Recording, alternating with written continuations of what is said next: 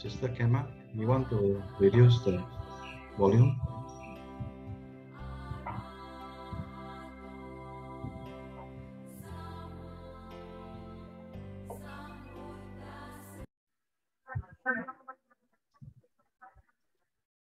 You unshare.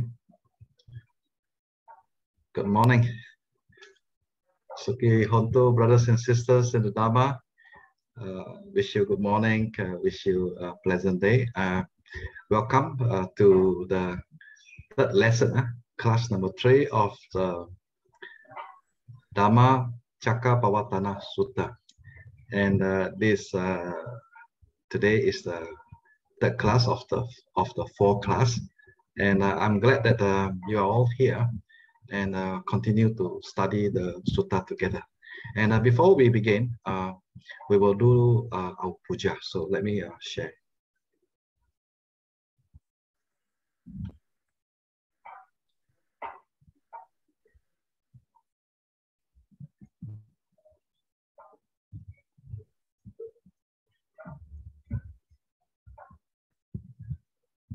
Okay. So let's pay homage to the Buddha. Namo tassa bhagavato arahato sama sambuddhassa. Namo tassa bhagavato arahato sama sambuddhassa. Namo tassa bhagavato arahato sama sambuddhassa. Now let's take the refuge in the triple J.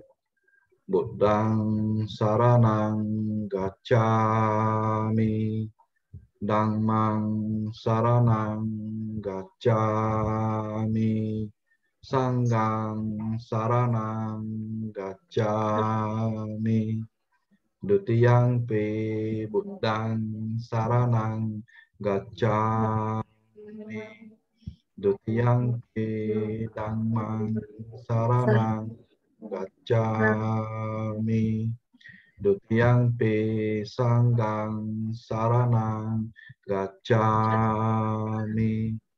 Tatiyampi Buddhang saranang gacchami, Tatiyampi Dhammang saranang gacchami, Tatiyampi Sanghang saranang gacchami.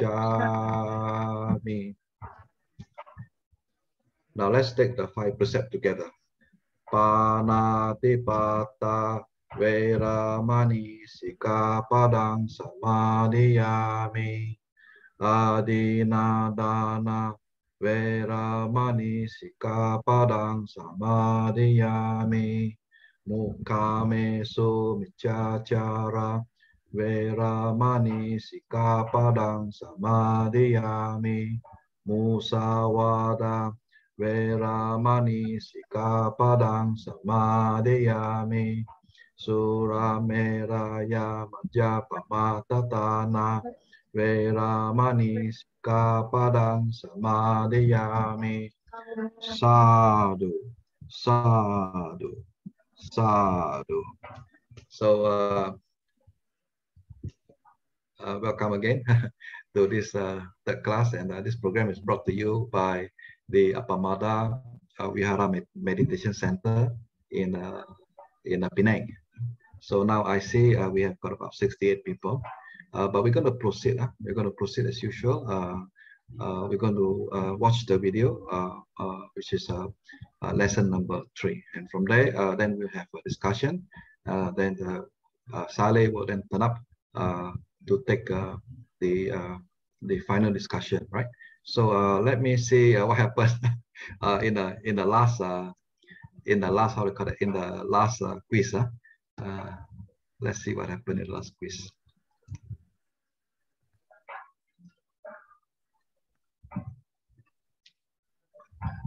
This is what happened in the last quiz. So in the last quiz, we are also very happy. We are very happy to see that most of you have got 7 point, 8 point, and the bulk of it is in the 10 point and above.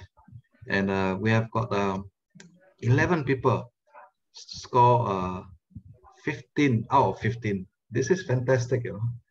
So we are very glad that you have grasped the teaching very well. You have paid attention, and let's continue with this this momentum. So as an organizer, we are very impressed. We are very impressed with your study, your hard work. So today again, we have 7 facilitators: Brother Chi, Sister Ratana, Brother Anthony Lawrence, Sister Kema, Sister Margaret, Veronica, and Brother Weekend. So you can be what do you call it? You can have good discussion, because these are all learned people. They have got very deep Dhamma knowledge, and this is just to flash. These are some of the questions, but we are not going to look at the question, right? So and the other thing is also we have received some personal message to ask about this question or to ask about that question. Can the organizer explain about this, about that? So what we did was we have opened up the WhatsApp group, WhatsApp chat group. If you can, you place your question into the WhatsApp group, and then many people will be there to take the question and to share the thoughts. So that way everyone learn together. Okay.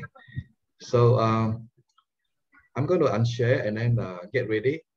We'll go into watching the video. Of course, you have already saw part 1, which talk about the Four Noble Truths. Part 2 also, Saleh has continued to talk about the Four Noble Truths, the inner or the deeper explanation of the Four Noble Truths. And today, I think she's going to discuss about the Noble Eightfold Path, which is the 4th Noble Truth, the path leading. So we need you to pay attention. So we will do our discussion later. So let's watch the video first. Okay, I'm going to share with sound.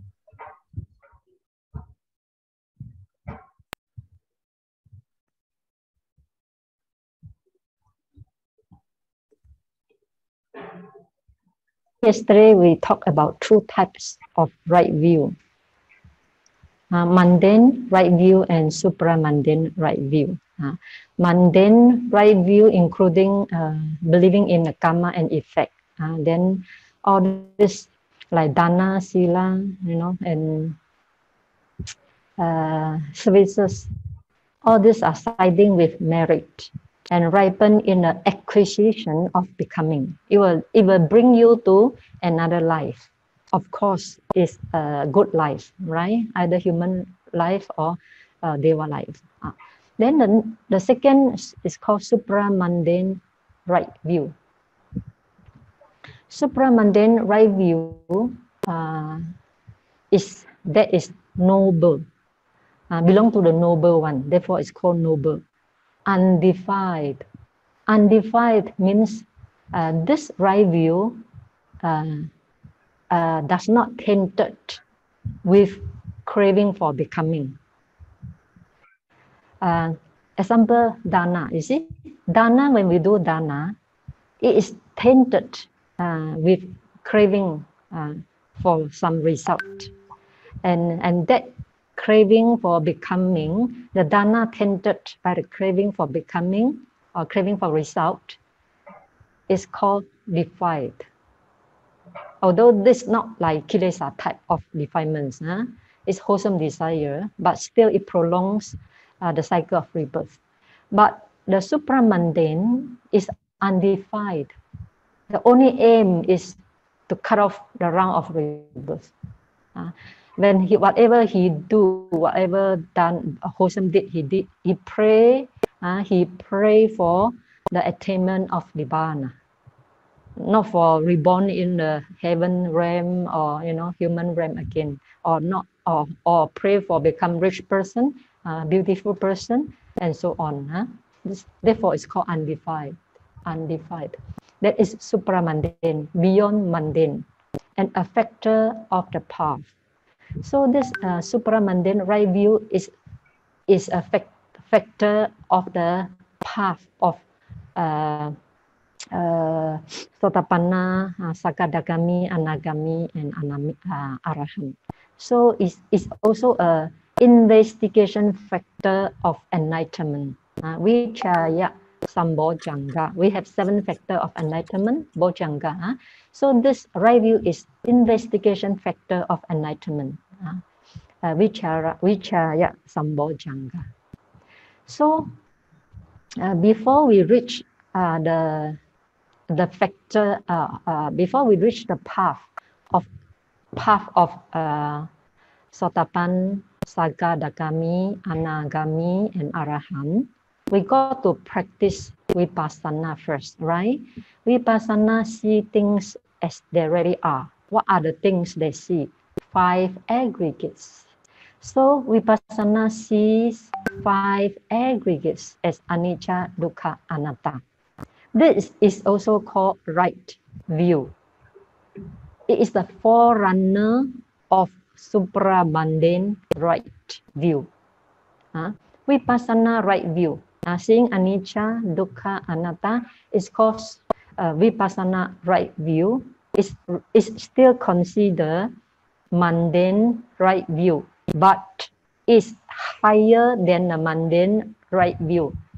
And the best is to call it forerunner of supramundane right view. So right view can be another division. Right view can be divided into 2. One is called Vipassana right view. One is called path right view. Vipassana right view prepare a yogi for the path right view. Path means Sotapanna path, path and fruition, Anagami path and Arahant path. Okay, so Vipassana right view also sees 4 noble truths, but supramundane right view penetrate. Supramundane right view is also the wisdom, the noble wisdom that penetrate the 4 noble truths and realize Nibbana. This is called supramundane right view. But this supramundane right view depend on the Vipassana right view, which see the anicca, dukkha, anatta of the 5 aggregates. Okay. Let me give you an example. During Buddha's time, during the olden time, they are not Buddha's time. There are 2 brothers, and 2 brothers so happen they saw a Pacceka Buddha going for Pintapata, and at that time they had sugar cane, the water, sugar cane juice. Then the elder brother offer the sugar cane to the Pacceka Buddha, and he prayed,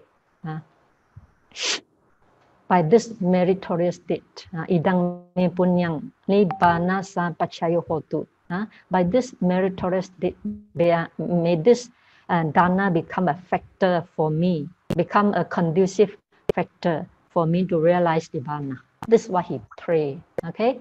And the younger brother also offered the sugar cane to the Pacceka Buddha, and he prayed, may this meritorious deed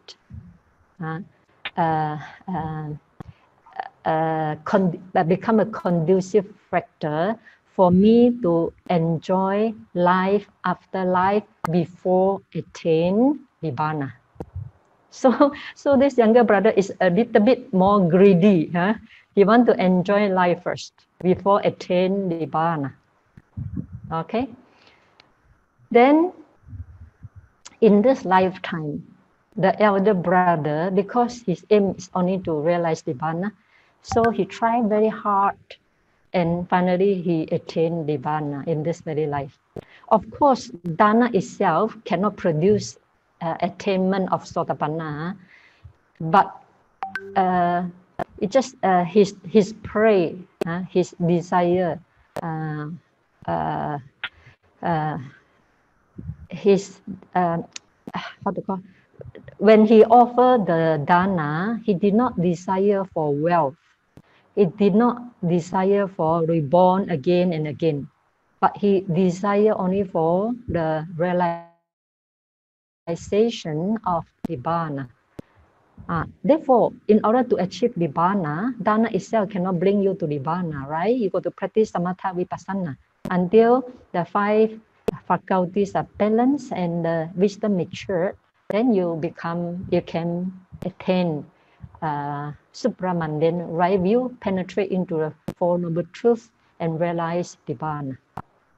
And the younger brother, because he prayed according to his inclination of the mind, then he go through life after life, many life cycle, many lifetime, many thousand millions lifetime again, only finally he attained Nibbana. So I can say his dana offered to the Pacceka Buddha is the first one, mundane right view that is accompanied by defilements siding with merit and ripen in the acquisitions.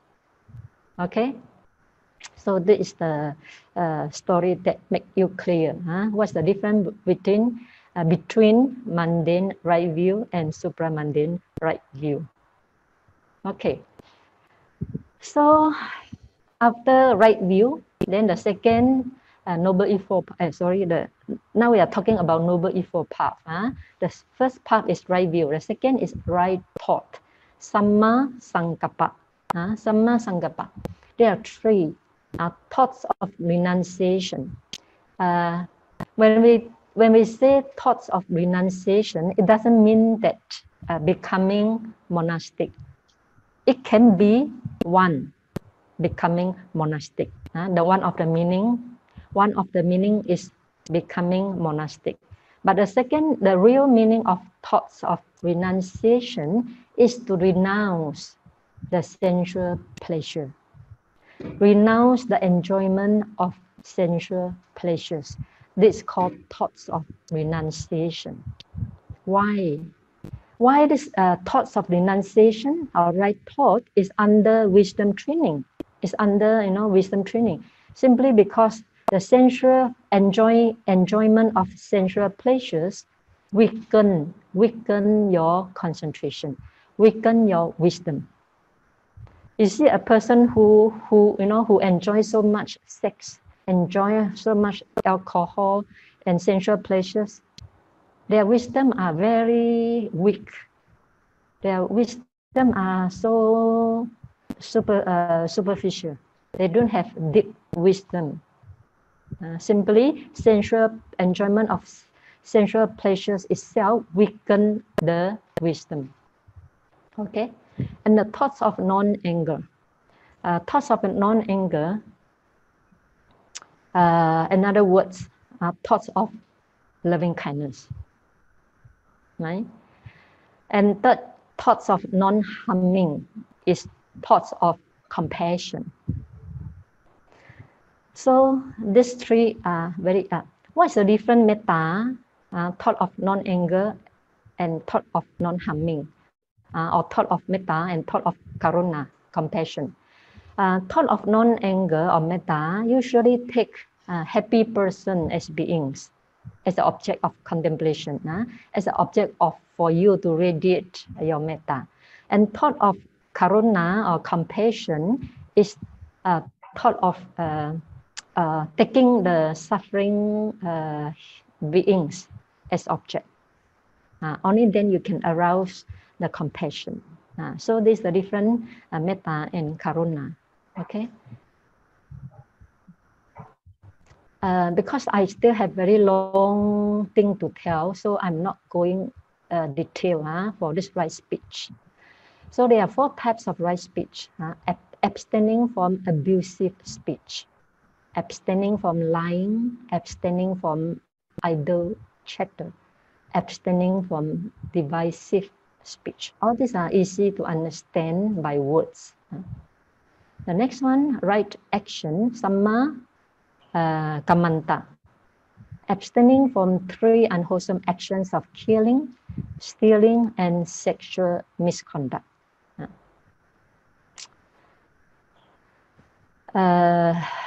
The next one, Samma Kamanta, Samma Ajiva, right livelihood.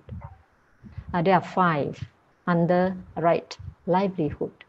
Number 1, not engaging in the business of weapons, because all these weapons are killing many beings. Just like America keeps selling all this high-tech weapon to so many countries. This is called not the right livelihood, wrong livelihood. Number 2, not engaging in the business of intoxicants and alcohol drink, because if you sell so many intoxicants like morphine, drugs and alcohol, then you make people very blind, and you make people, when they are drunken and lose their normal consciousness, and they start to kill, to steal and to do all sorts of evil things. Okay, number 3, not engaging in the business of poisons. This type of poison, if you put a poison into a river, all the fish will die during to that poison. So it's a mass killing. Therefore, it's not allowed for a faithful Buddhist to do. Number 4, not engaging in the business of trading in human beings. Now this become very common in nowadays. Although olden time, people engage in this business of trading in human being. They buy those black men from Africa and work in the advanced country. Even even Chinese. Some of the Chinese are sold to California, for work. So, but nowadays people engage even more. They trade children. They trade the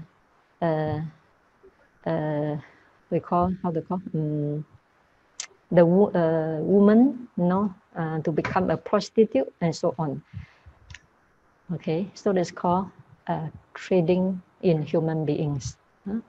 Number 5, not engaging in the business of raising animals for slaughter. So you open the chicken farm, pig farm, just to sell for slaughtering. That is also forbidden, because it will accumulate a lot of akusala karma for yourself. So in order to protect yourself, you should be careful of your livelihood. Don't be so short-sighted and thinking all this business can gain a lot of money. Yes, you may get a lot of money in this life, but you will suffer endlessly in your next life. So be more far-sighted and be able to restrain yourself. Okay, next one. We come to right mindfulness. Right effort, I think. Okay, right effort. There are 4 types of right effort. Sorry, I need to go back a little bit. So right livelihood. If your right livelihood is involving in telling lies, or the 4 precepts. If your livelihood is involving killing, telling lies, and stealing and taking intoxicant and so on, it's also considered wrong livelihood. Not only this 5, but any livelihood including telling lies and sexual misconduct and so on is also considered wrong livelihood. Okay.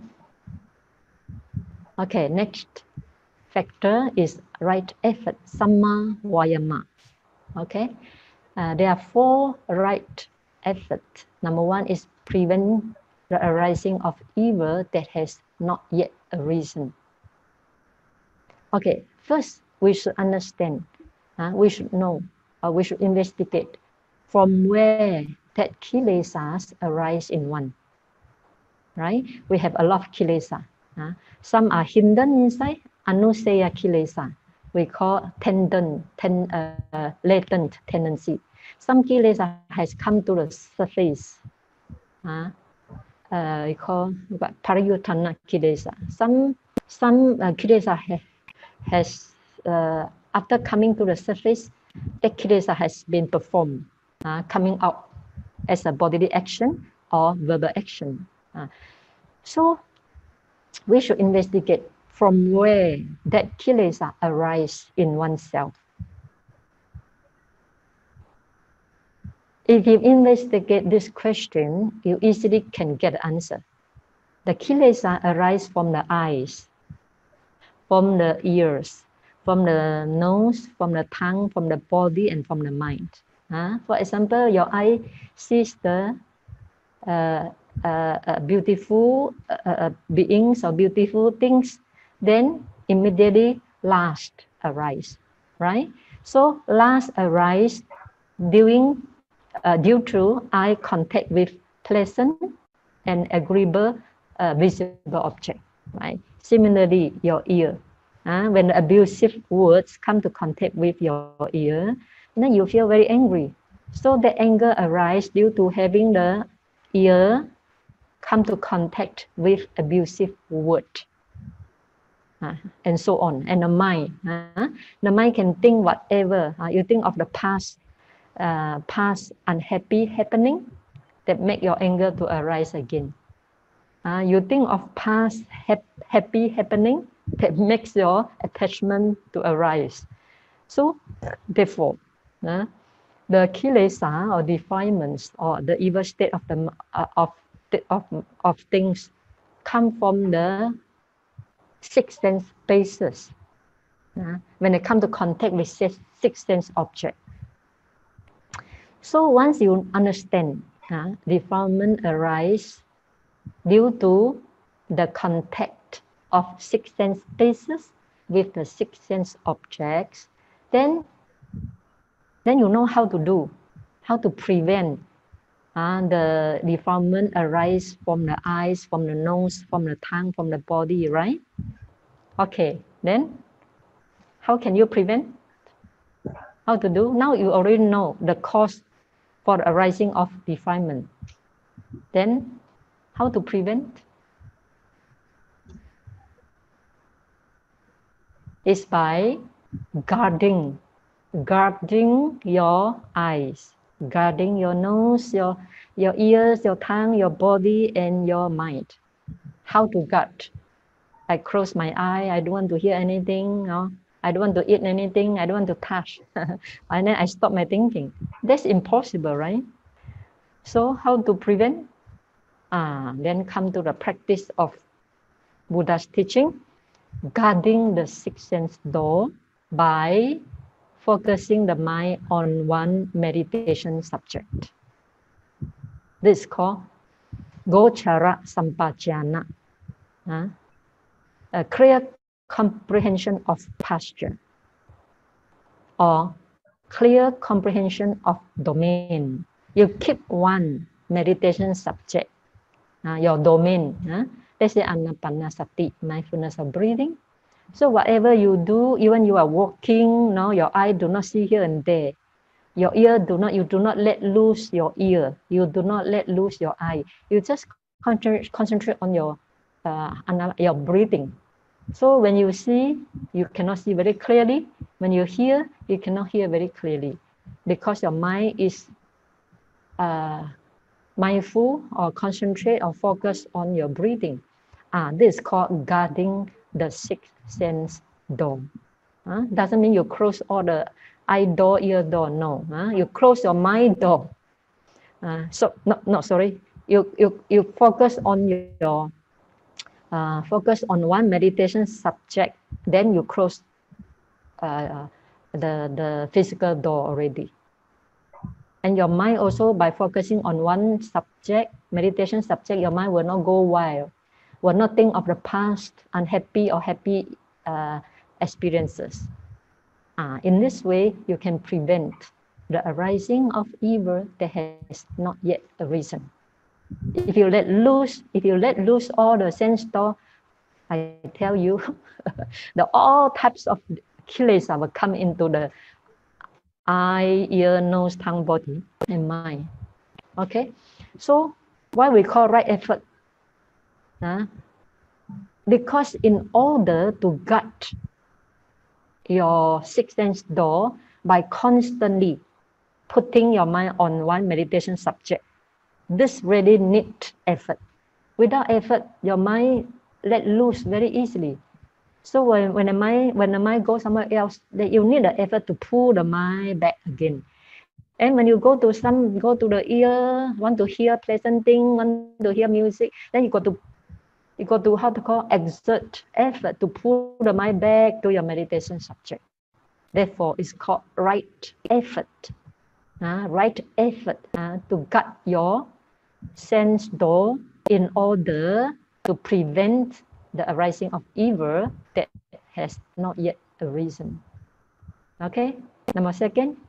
But because in order to guard the sense door throughout the day, maybe during meditation retreat you can do it 80%.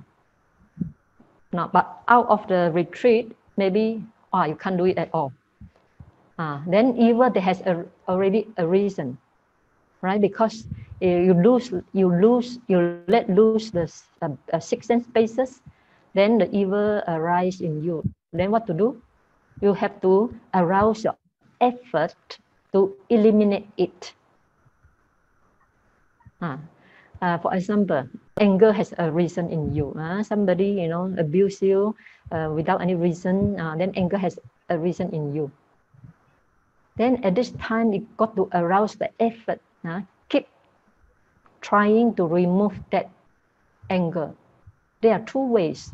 There are two ways to remove the anger. One is to contemplate the anger state of the mind as anicca, impermanent, not myself, arise due to cause and effect. Keep noting it. Okay. Second, this is called insight meditation, insight way of contemplating. The second one is samatha way of contemplating. You can change your mind. You can see this person who abused you, and who abused you. Then you send either you send metta or you send compassion, because when he abused you, he is performing unwholesome deed, right? Evil deed. So think of his evil deed.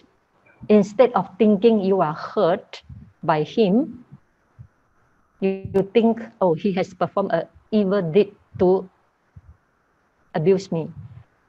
Then you arouse the compassion for him. In this way, you also can overcome your anger. So you need to arouse your effort to contemplate or to change your mental state with the wholesome mental state.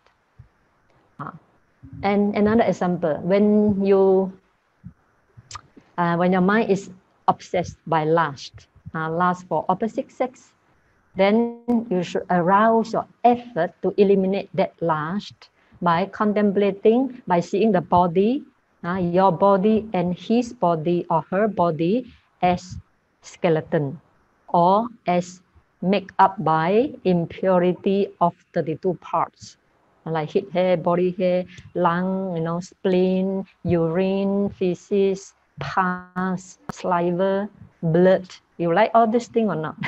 Or you can imagine a skeleton sleep beside you. Do you want to close to that skeleton or not? Right? So in this way, you arouse the effort. Your main effort is just want to remove the evil that has already arisen in you. Only then you can be protected from doing akusala, from doing unwholesome. Okay.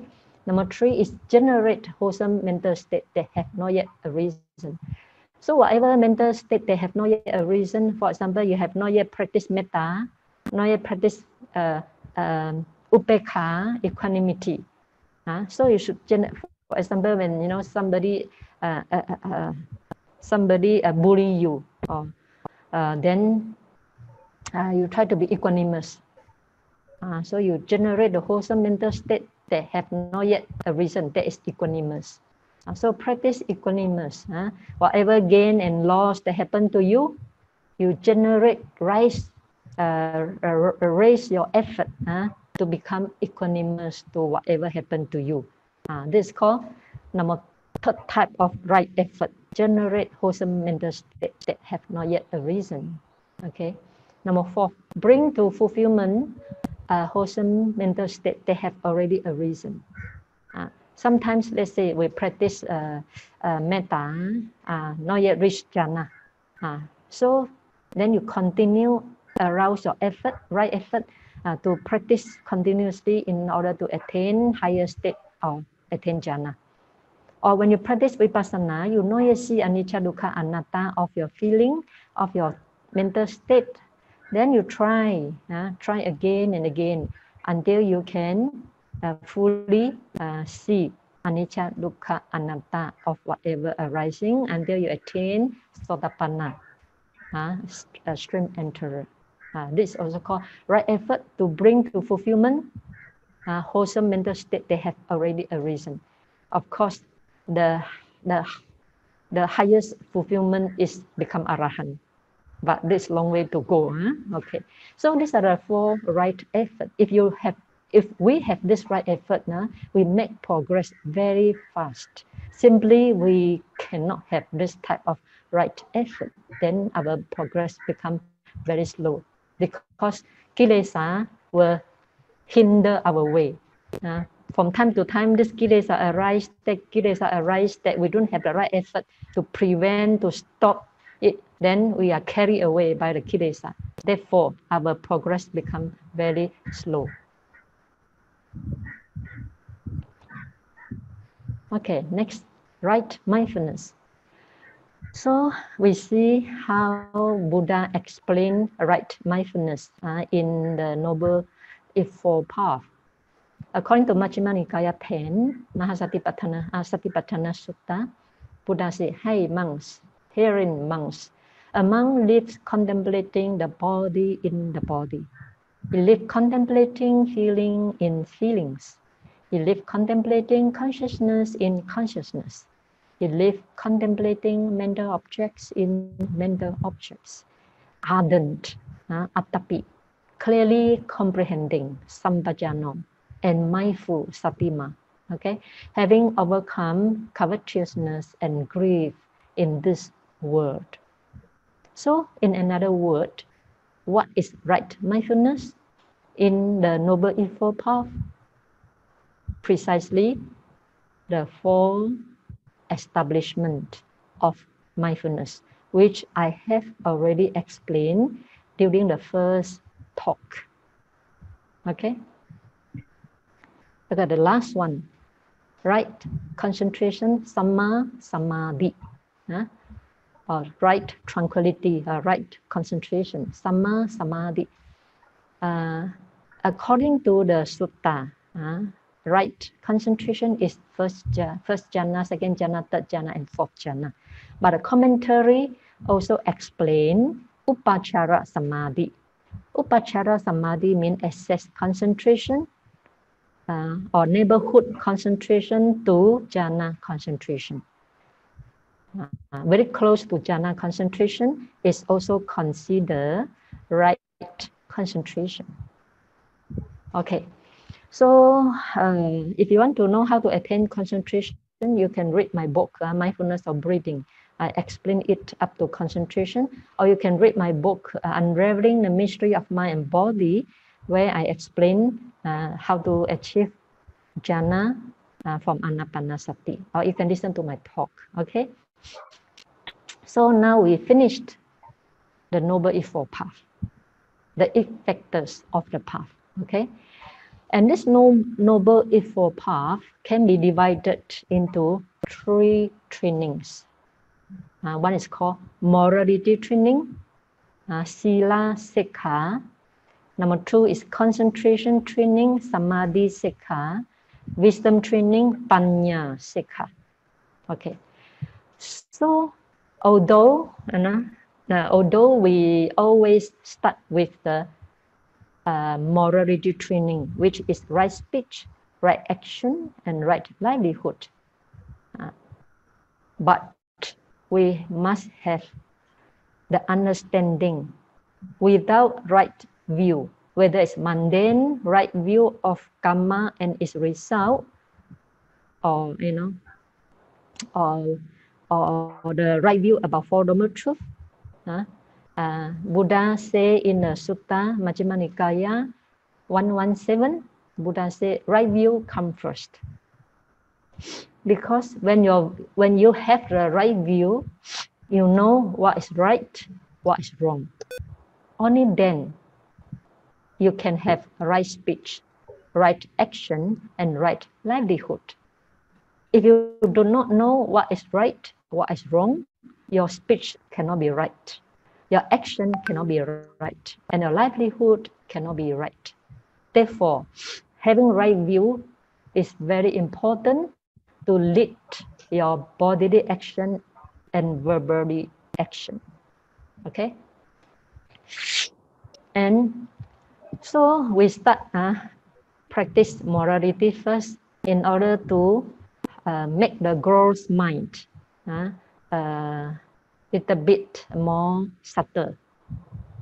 A person without morality, the mind go wild, because there's no morality to guide him, so he can do whatever he wants.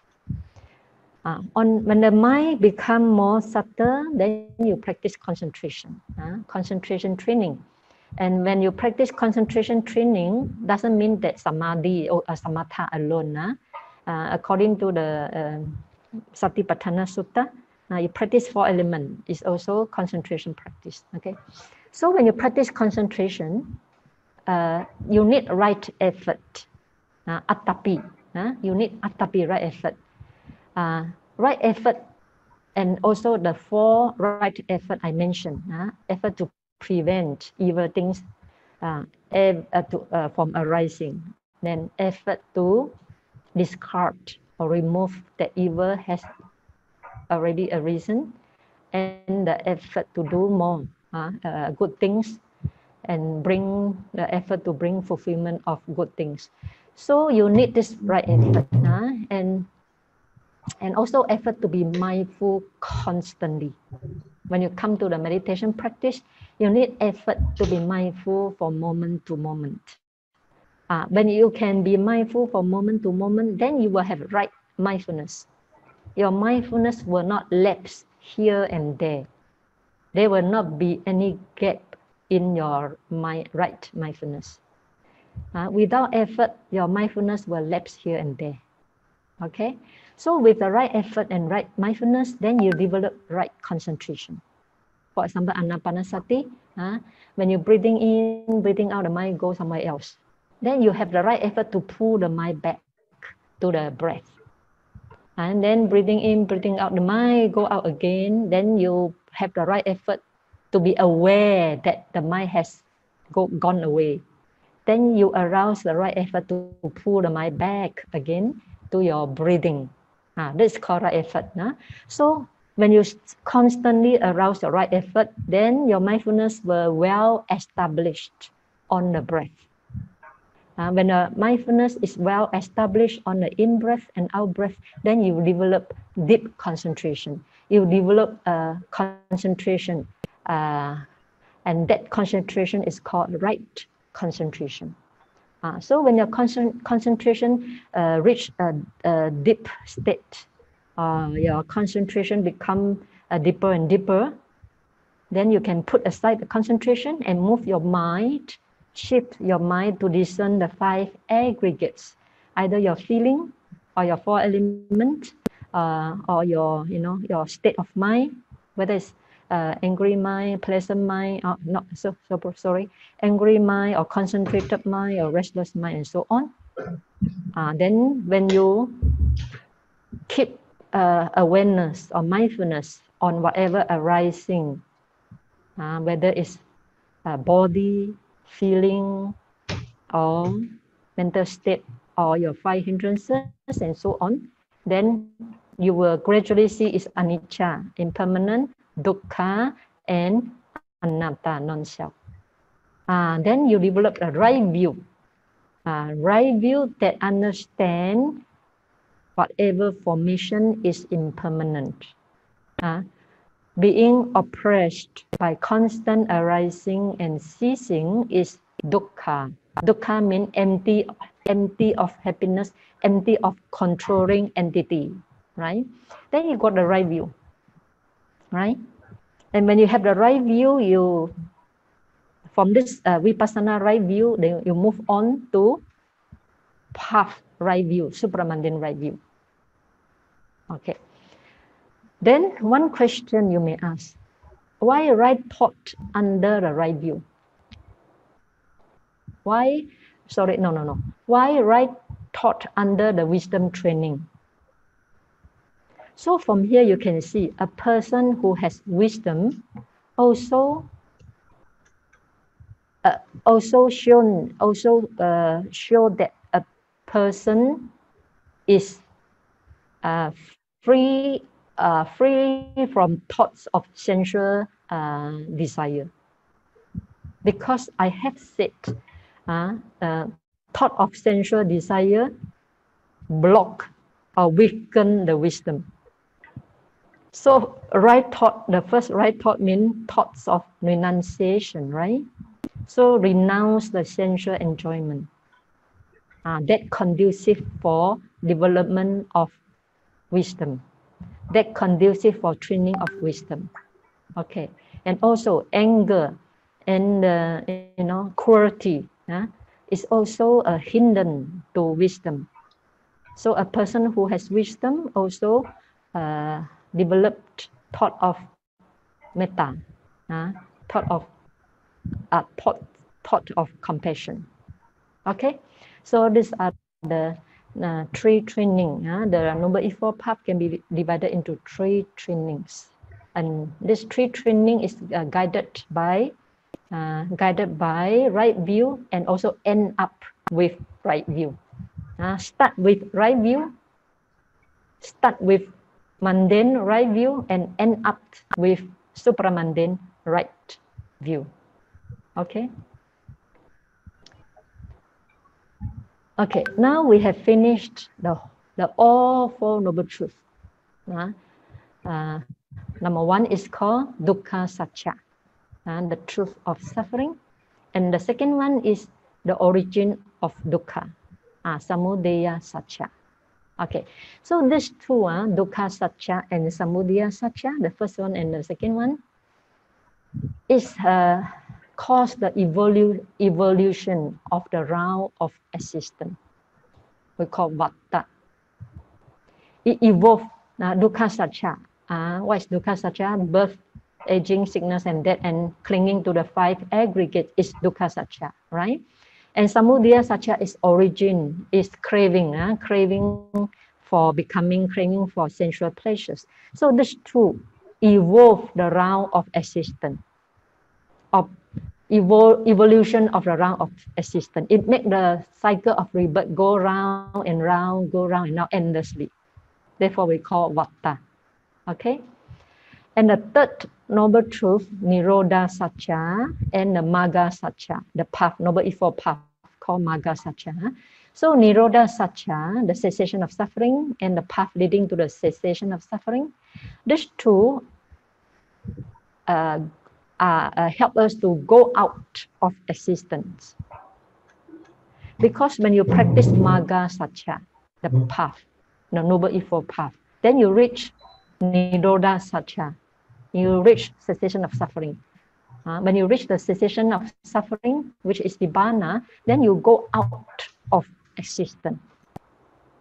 Okay, so for this reason, dukkha satcha, and samudaya satcha are the object, become the objects for yogi to contemplate as anicca, dukkha, anatta.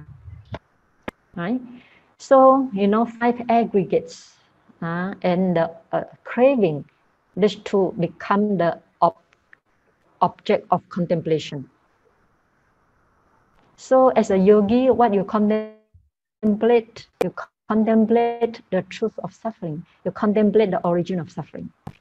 But Nirodha Satcha and Magga Satcha is not for you to contemplate. Nirodha Satcha is for you to realize. Magga Satcha, the path leading to the cessation of suffering, is for you to cultivate it. When you cultivate up to the fullness, then you reach Nirodha Satcha, you reach Nibbana. Okay?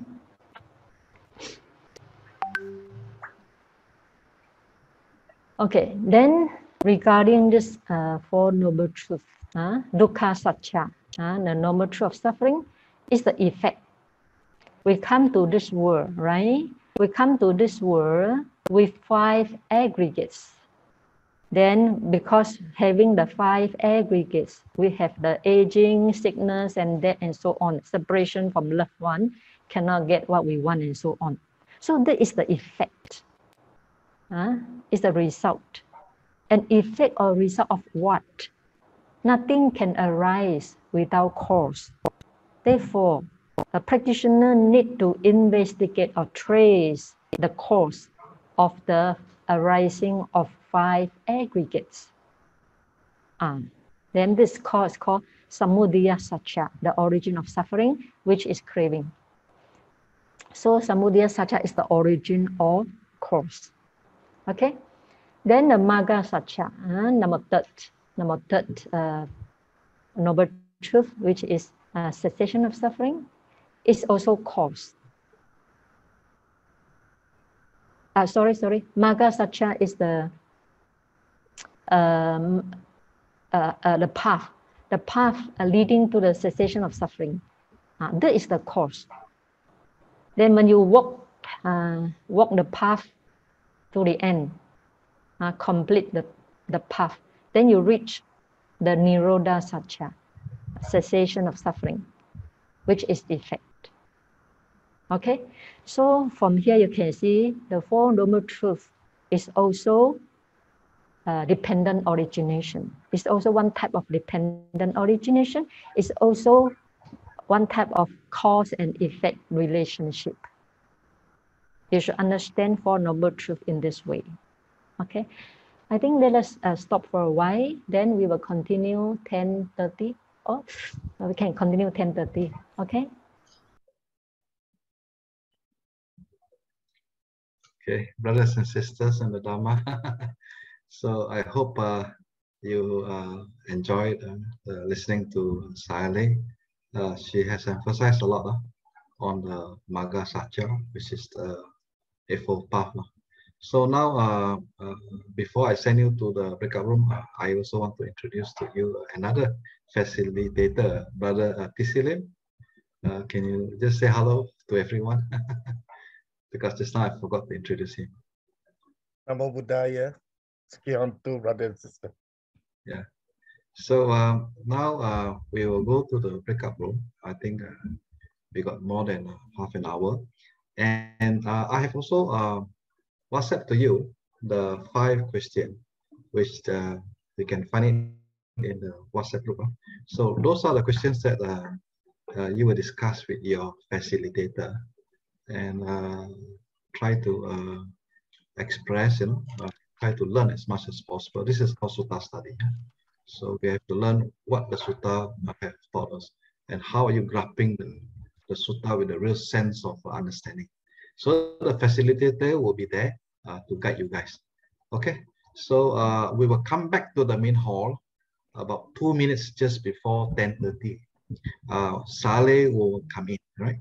So when Saleh come into the main hall, we will do what we call Okasa Wandami. So I would like everyone to switch off your mic. So I will then request our teacher to teach the Dhamma on your behalf. So if there's too many people on the mic, then that will disrupt. So please off your mic when we see Saleh at 10:30. Okay, so now I wish you all the best in your discussion in the breakout room. So I'll see you 2 minutes before 10:30. Okay, see you later.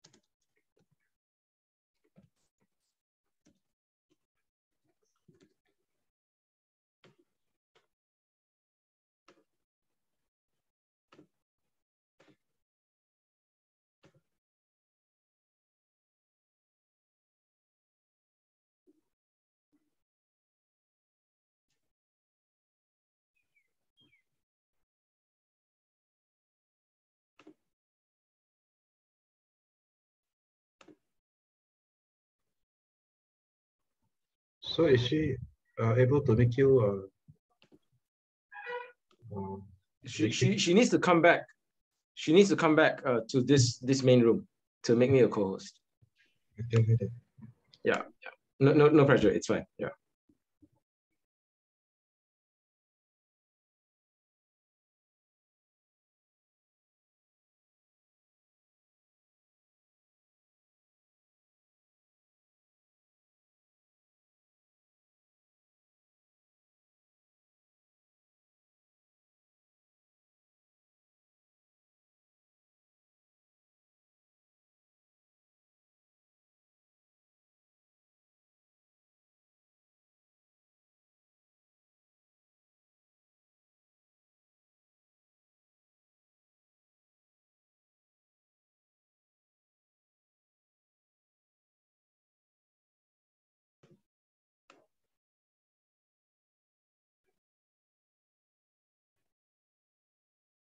Yeah, brother.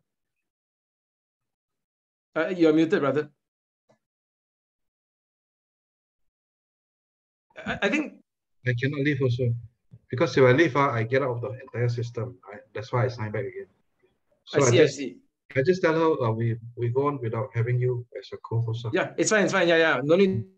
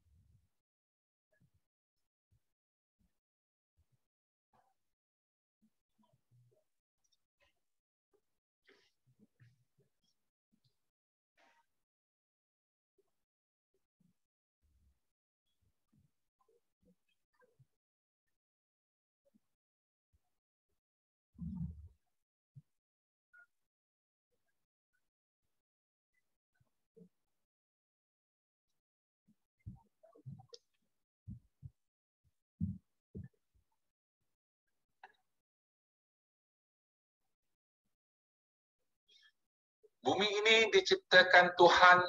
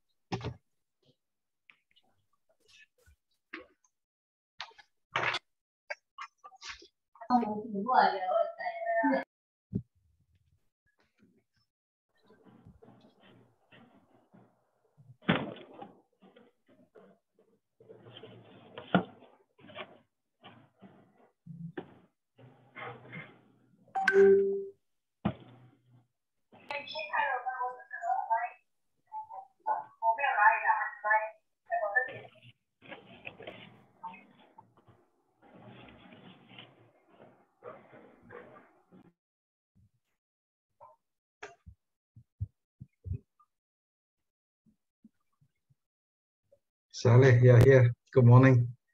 Good morning. We wait for the rest of the people to come in.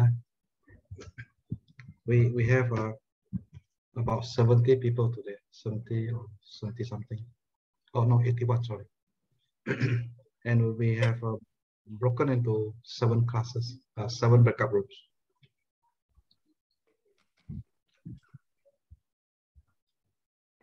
So they should be here about 10:30.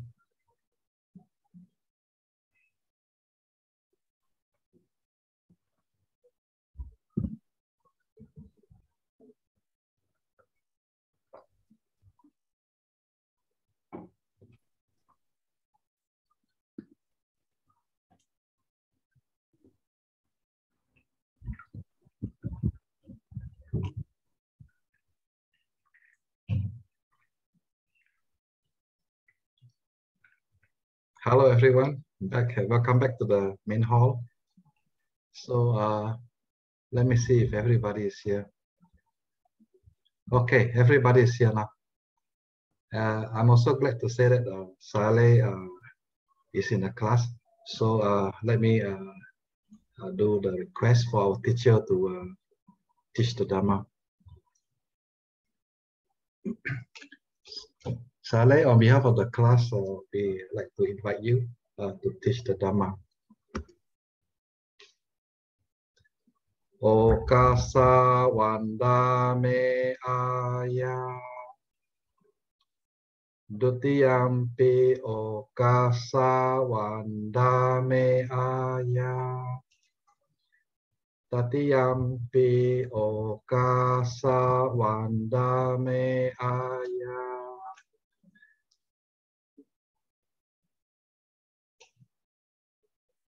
So Saleh, we have 83 people here, and we have got seven breakup rooms. And today we have watched the 3rd video, which emphasizes on the Noble Eightfold Path. So this discussion has gone in the breakup room. And Saleh, if you don't mind, can I invite the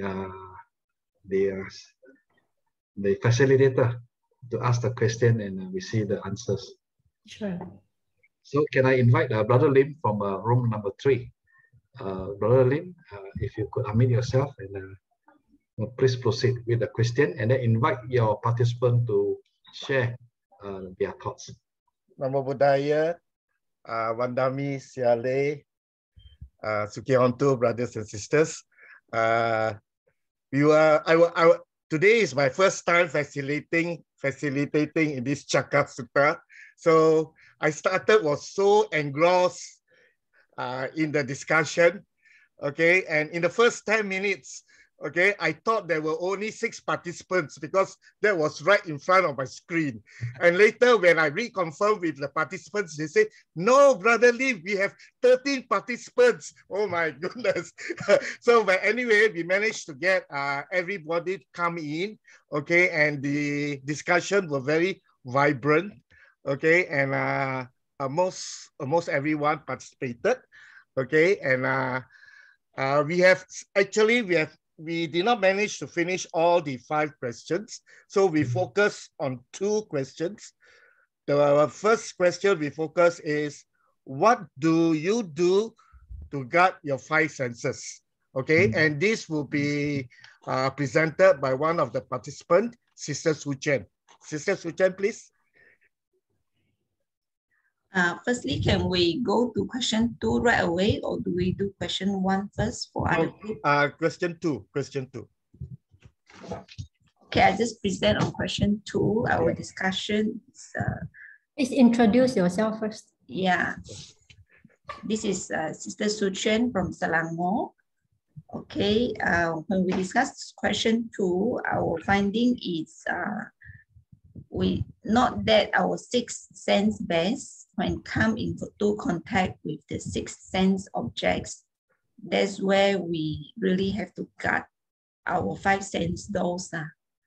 So 2 ways, when we are doing meditation, we can focus on one object at a time. That's how we can guard our five sense doors. In our daily life, then we use right mindfulness to guide our five sense doors so that we are mindful of the work, when we come into contact of the objects, that is outside external objects. Is there any arise in greed, hatred, or delusion? Then we use our mindfulness as the guide. Thank you. Thank you, Sister Suchen. The next question was question 5. Among the Noble Eightfold Path practice, which practice is particularly challenging to you? Sister Yvonne will do the presentation. Vandami Saile. I'm Yvonne from Better Loss, Johor Bahru. Now, we all basically agree that the Noble Eightfold Path, of course, the question is, among the Noble Eightfold Path practices, which practice are particularly challenging? But before we break down to the most difficult ones, basically, we all agree that the first level for all of us, because we're at the mundane level, right view and right thoughts are the most important. All right. And of course, among all the pathways, all of it must complement each other, need not be practiced in sequence. But the first thing is from the mundane level where we are, then only we can actually graduate to the level of the supramundane. That means achieving the wisdom. So the training involves training of morality, concentration, and wisdom. And from there, we actually zoom in on 3 main difficulties. The first one was right speech. I think in all our everyday communication with people, this is the most challenging because end of the day, sometimes we mean well, but we end up harming, especially if we are not mindful of what we say. And communication doesn't only encompass speaking. It's not only speech, it's also speech through writing, especially nowadays with social media, what we write, in our Facebook, Instagram, and everything, how we retaliate at certain ideas that we don't agree with, we tend to hurt people. And sometimes it may not be for bad intentions. We mean well, but because of the views and the perceptions, that goes on in our minds. So in our work every day, day to day, we have to practice because it's not just about spending 2 or 3 hours in concentration. So we have to apply every day, especially anger. Anger is a compounding factor. It gets stronger and stronger. So mindfulness actually come in. Now, the other one is the right thoughts. Okay, right thoughts, we all agree that in order not to react negatively, we must have loving kindness and compassion practiced in daily life. Then only can it help to guide our speech. Right. Then after that, the last one is right concentration, because most of the time when we try to meditate, we have the 5 hindrances, and particularly the restless mind and drowsiness. Hard to settle down, monkey mind, that is what we brought up, very restless. And one of the members mentioned that we can improve through sila. In her space, she can practice better when she practices sila, because the mind is at ease due to harmlessness, the habit of harmlessness in the mind, using right thoughts to lead to the right action. So that is my sharing, our group sharing of number 3. Thank you, Sally. Thank you so much. Can I say 1 or 2 words? Yes, Sally, please, we want to hear from you actually. Yeah, I 100% agree with you. The right speech is very important. And therefore, Buddha, exhorted the monastic. If you want to open your mouth, just talk Dhamma. Otherwise, keep silent. However, you are all a lay person. You have to associate with people. You have to please other people. Like we are monastic, we are not trying to please our student.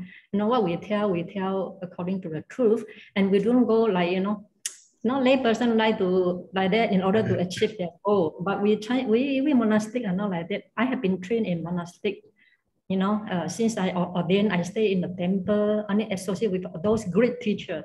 Upanita, and all these are great teachers in the world, and they are very straightforward. Scold you, tell your fault, and we as a student, we just kneel down and say, I ask for forgiveness. And I as a student, we also can, we do not think our teacher is perfect. You know, we also, because they are not arahant, and certain people have their certain weaknesses. Then since we are not perfect, I also never expect my teacher to be perfect. Therefore, we don't go and bad speech, go and talk about the bad of teacher, you know, behind, right? So that's why Buddha said, if you want to, you know, if you don't, I mean, not to lay person, to the monastic, yeah, to his student. Like how he treated his monastic disciple very strictly. You know, sometimes I see him kick the student. You know, but he treated the lay person more needy because, you know, different, with different training. So therefore, I think in order to have less problem, I feel that all of us, not only the lay person or monastic, better keep noble silent more than talking too much. Thank you. Thank you, Saleh. How about the Sister Suchen's answer about the guiding the sixth sense door? She mentioned by using mindfulness. What are your thoughts on her response?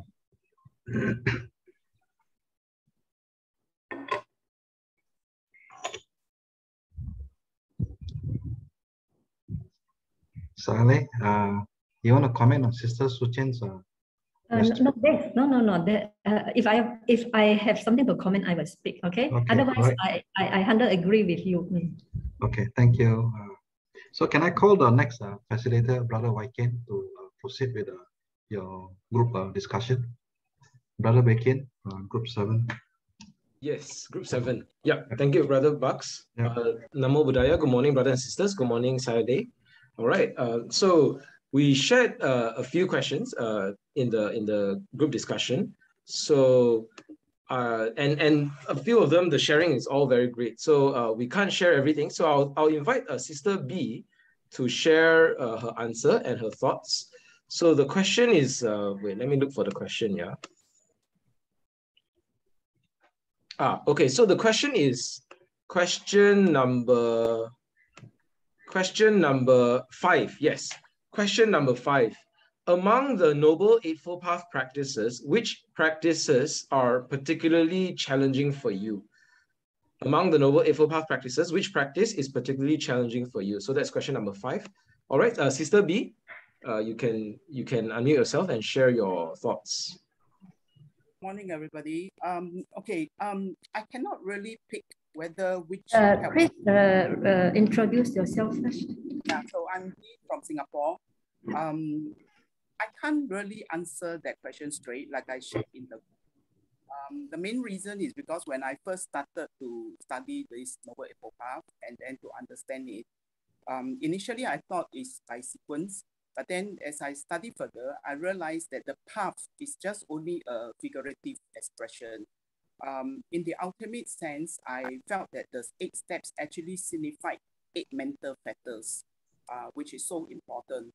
So then I also realized that they are actually interdependent and interrelated of each other, whereby at the highest level, they function simultaneously.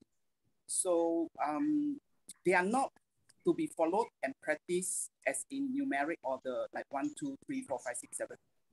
So every steps of the path that is to have a certain degree of right understanding. And when I see the Noble Eightfold Path, I also, realize after also through this thought that why right understanding or right view, samadhi is number 1. Because last time I questioned myself why, it's number 1 and not number 6 or number 7. So I guess that, it is very important to see the understanding of the Four Noble Truths, the understanding of the dependent origination, because when I see this importance, I see that it is through the cultivation of very good conduct and also the cultivation of mental development. So I don't think I am able to tell you which helps, which don't helps me. And that I practice it, you know, if it's action, then I will make sure that I'll be very mindful. Speech, then I'll be very mindful what comes out from my mouth. I try not to be so harsh. So it's a practice every day, you know, even until today. So that's what I would like to share in this main group. I think among the Noble Eightfold Path, I always say that right view comes first, because when right view is correct, the other factors are correct. And right view is not only knowing the Four Noble Truths, it's also know what is right, what is wrong. And what is right and what is wrong is not based on our own opinion, because our knowledge is very limited, right? Our vision is very limited. What we think is right, maybe it's wrong. So what is right, what is wrong must be based on what Buddha taught. That's why we monastics sometimes do things according to what the Buddha taught, right? So I just want to say that what is right, what is wrong is not based on what you think is right. No? What you think is right, if what you think is right is always right, then you don't have to learn already. You don't have to learn the Buddha's teaching, because what you think is always right, right? Therefore, you know, before I think be more humble, you know, and study the Buddha's teaching more, and then only then you can assess what is right, what is wrong. Otherwise, whatever we come out from our mouth is only based on our own standpoint, which may be wrong, and we do not know yet, and we do not know, you know, what we think is right, in fact, is wrong. Then finally, it gets, you know, everything in chaos. Okay, thank you. Thank you, Sally. Thank you for your voice. So can I now call the next facilitator, Brother Anthony? Brother Anthony, can you please? Yes, thank you, Brother Bak, Swandami Sayale. Good morning.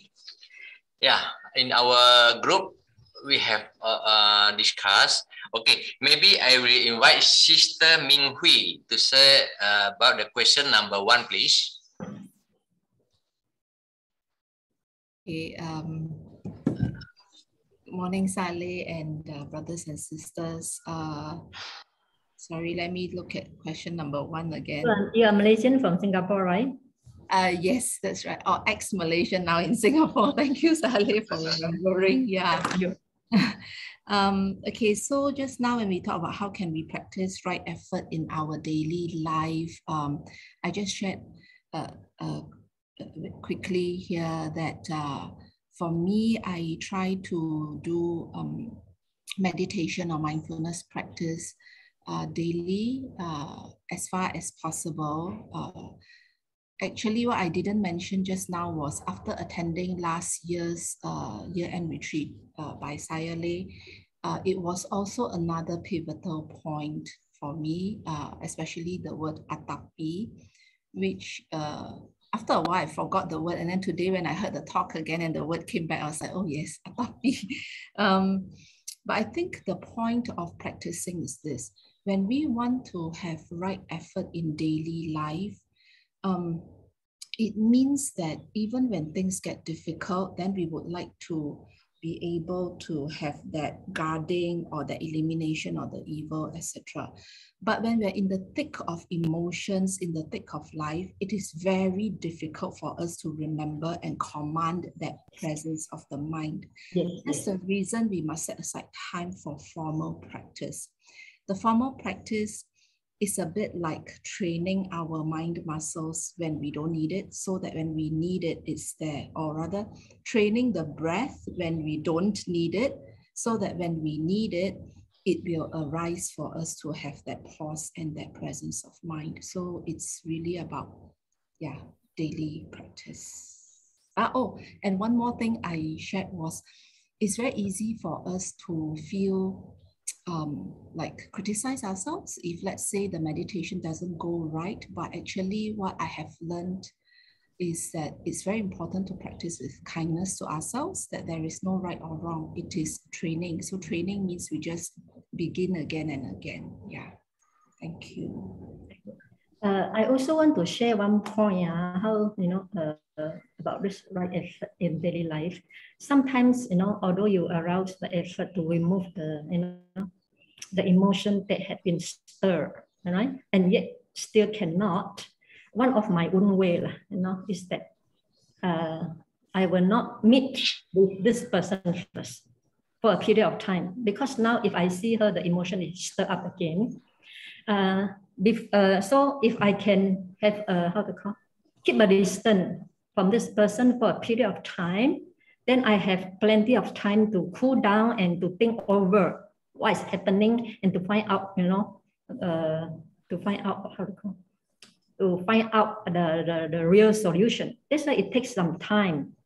But when you are stirred up and this person keep want to see you, I think it doesn't make the thing goes well for me, So that I remember one story, I think it's Jataka story. One day, I think the king's minister, the king is Bodhisattva, the king's minister accidentally killed one of the, if I'm not mistaken, I think accidentally killed one of his friend, king's good friend, or his his spiritual teacher, accidentally. So, and this minister know his fault already, so that so he want to go and ask for forgiveness. But when the king get to know this news, and he rejected seeing his minister for a few years. Then after a few years, and this minister came back to him again and asked for forgiveness and say that why you don't want to see me when I want to come to ask forgiveness when I have done something wrong. And what the king answered is excellent. He said that because at that time when I was told that you have killed my spiritual teacher, I was furious. I was very, very angry. So at this moment, if you came to see me, I might, due to anger, I might order to kill you. So in order to protect you, also to protect myself, not to give up, not to give in to the anger, the best way is to keep some distance first until I cool down and you also cool down. Let us think over about these things, and then we can solve the things more smoothly. So after a few years, when this minister came to him, the king can talk to him very nicely, right? You see, even Bodhisattva, is going to become the Buddha soon, also have this anger, but he had to control his anger, so not to meet with this person first for a period of time until his anger subsides, then he's ready to meet him. Okay, so one of my ways is that when I feel that I cannot cope with this person, usually I keep some distance first. Doesn't mean that I bear a grudge.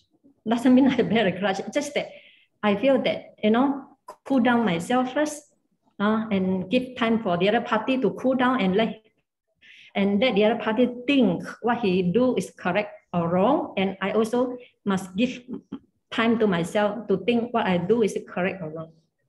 This is one of the way to solve the problem. However, I think most people cannot understand my way. They feel that my way is very lack of compassion to others. Sometimes we just don't have to explain to people, right? You cannot announce to the world that, what I do like that, why I do like that.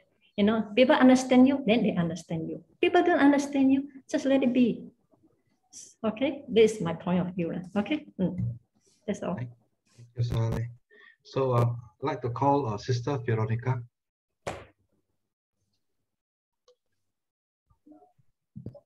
Namo Buddhaya, Vandami Bante, Vandami Sele.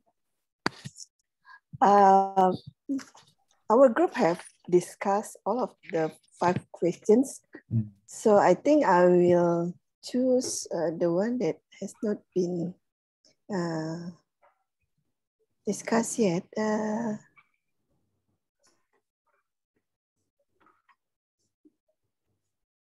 I think number 3. How does understanding of causality, the right view of cause and effect, help us comprehend the reality of suffering and the origin of suffering? Brother Lam, would you like to say? Okay, sorry, I'm in a hospital now, so I cannot talk too long. I'm in an open area now. Okay, what I shared just now was very simple. We are responsible for our own action. So whenever this type of defilement come along the way, the feelings of the aggregates and all that, we have to stop for a while, pause, and think again.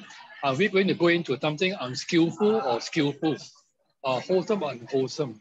That's how I check myself all the time, that I don't let my emotions, perceptions, or feelings so-called be the hindrance to my spiritual progress. So this is what I share.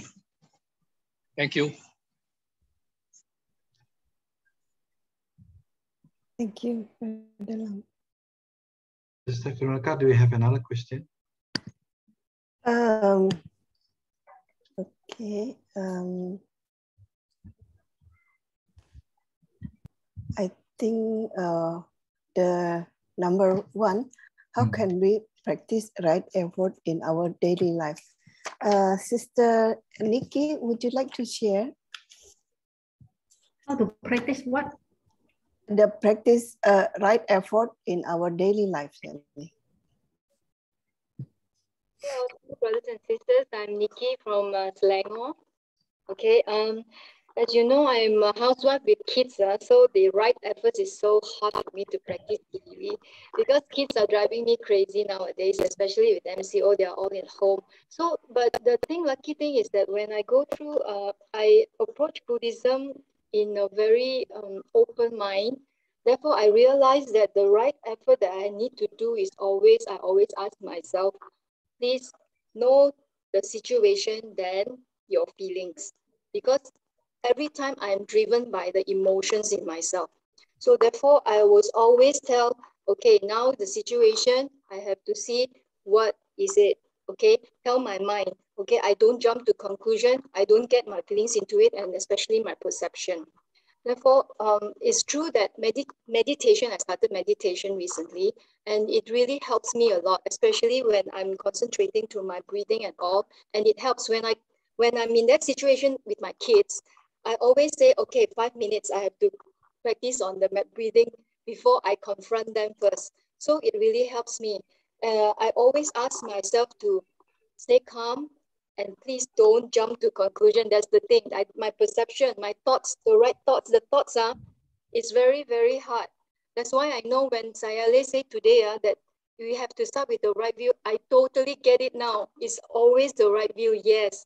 And then I know now that it is there. I have to start from there to cultivate myself more and to meditate as much as I can to train up my mind. That's all I feel I'm sharing. Thank you so much. Good.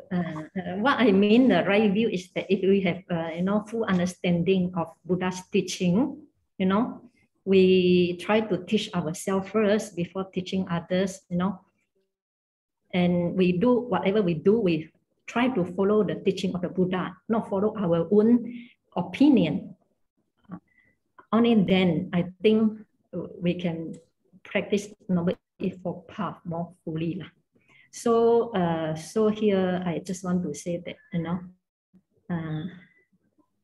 this is the reason why I spend more time now teaching this sutta, because I feel that if we have full understanding of what Buddha's intention to teach and what Buddha's message, the message of the Buddha, then we can, we can make conclusion depend on what Buddha taught, not depend on what we think is right.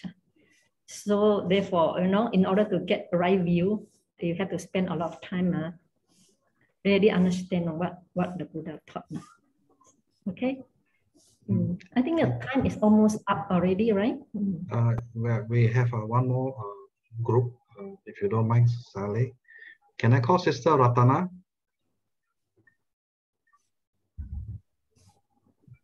I'm from the room 1. Sister Jane Yu from Singapore is so kind to present our group. Then she also has one question that she would like to ask Saya Lei. Sister Jane Yu, please. Thank you.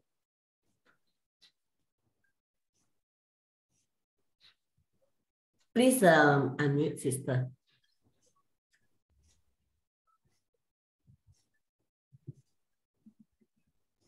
Dhamma Sally, good morning, brother and sister. I'm Jane Yu from Singapore. Our group has answered question number 1 and number 3. So one of the group members said, when the first question was, how can we practice right effort in our daily life? And what do you do to guard your 6 sense doors? So one of the members actually said she meditate daily and then settle down to sitting, instead of going down straight to sitting meditation, which she find very unsettling. She rather do her daily activities and calm herself down first. So she said by doing that, she could practice it better. And another sister also said that because she is very temperamental and she gets angry easily, she also is very mindful, and it helps her to be mindful when it comes to meditation. And another brother also shared that breathing in and breathing out helps him to guard his 6 sense doors. And for me, I have a question for Siali. Maybe you could help me. That guarding my 6 sense doors in daily life is still achievable, but what if in my dreams, sometimes in my dreams I can dream that I kill mosquitoes or am angry with people. So I wake up, I feel very guilty. You don't have to feel guilty. You are such a kind person. You don't have to feel guilty. What is karma? Intention. Buddha say, Cetana.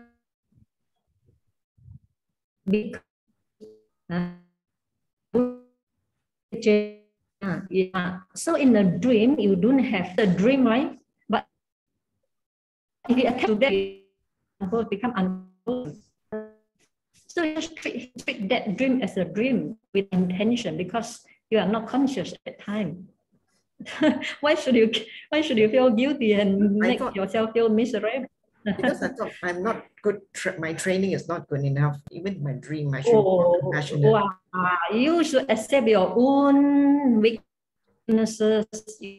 You should accept with you have achieved now. How can you expect you to be perfect? That's just like I never expect myself to be perfect, because I'm not Arahant. Only Sotapanna will not kill, right? Even Sotapanna will not kill. So if you are not Sotapanna, why should you put so high expectation on yourself? I think it's not practical. So let it go, let it be, let it go. Okay? Expectation on yourself. Okay. Okay. Thank you, Saleh. And I think today that's all the time we have today. So if you can, Saleh, you don't mind, you share the dedication of merits. Okay, no, before I say dedication of merit, I would like to announce something which I have to say. First of all, next week is the last week, right? Last Saturday. But because very soon I'm going back to AVMC, and on the Saturday we have physical retreat on together with ordination ceremony. The female and male ordination ceremony. Therefore, next Saturday, I am unable to attend this sharing and listen. I'm unable to attend and listen to your sharing. So for this, I apologize. Then the second thing is that I just want to announce to all of you that I feel that I feel I'm very inspired by all your sharing. I think all of you are very good and good person, and your understanding also quite good. Understanding in the Dhamma is also quite good. So, and for myself, I have spent more years before that, also helping my teacher as a translator, for so many people, and after that I myself teach, writing book, conduct Abhidhamma, writing Abhidhamma. All these are tedious work for me. So I think I have neglected my own practice now. And so I see a lot of my imperfections, and that imperfection may cause discomfort in some of the followers. So I feel that instead of let them have unwholesome mental state, I should improve myself for the better. So from after May, I decide to stop teaching for maybe I don't know how long. Enough to be a better teacher, and I'm out and teach again. So at this time, there are so many good teachers that in this world, and online also internet is also easily accessed to all of you. So so you can find any teacher for after May. After May, because I have my retreat on in AVMC. After May, you may not be able to see me because I want to improve myself for a better. So thank you so much for taking part in this Dhamma, and I hope the Buddha Sasana can last long in the world. So long you all work together with unity. Not try to break the unity of teacher and student. Thank you so much. I wish all of you be well and happy. On behalf of the class and community, we thank you, Saleh, for expounding the teaching, expounding the Dhamma and teaching us the Dhamma. We have gained immensely. I can vouch to that. I think everybody will agree, right? Yeah. So thank you, Saleh, for all the work that you have done for us. Thank you so much. So I will do the dedication in the minutes now.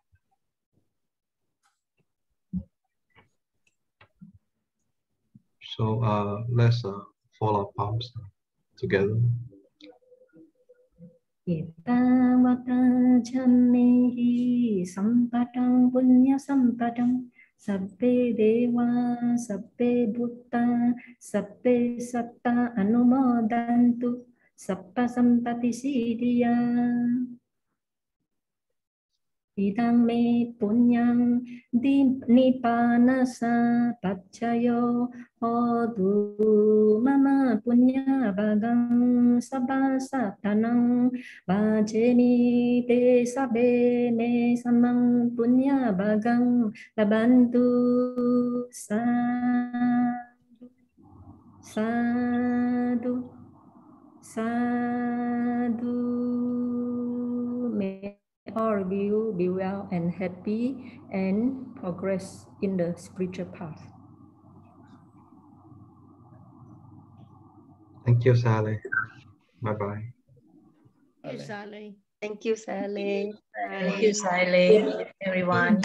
Thank you, Saleh, and everyone. Everyone. Thank you, Saleh. Thank you, all the organizers. Thank you. Thank you, Saleh. Thank you, everyone. Thank you, all the organizers. May all be well and happy. Be well and happy. Yeah, happy, healthy, and blessed. Have a nice weekend. Thank you, the organizer. Thank you. We'll see each other again next week, right? For the last class. Thank you, brother. Thank you, Brother Bucks. Thank you. Welcome. Thank you, Brother Bucks. Bye-bye. You be well and happy. Thank you, Brother Bucks. Thank you. Thank you, Brother Bucks. Sadhu, sadhu to all organizers. Bye. And all the best. Thank you, Brother Bob. Thank you all. Organizing it. We'll see you next week. We'll give you the quiz on the WhatsApp group, and please try to answer. All right. Okay. Bye bye all. So I will go off now. See you. Yeah.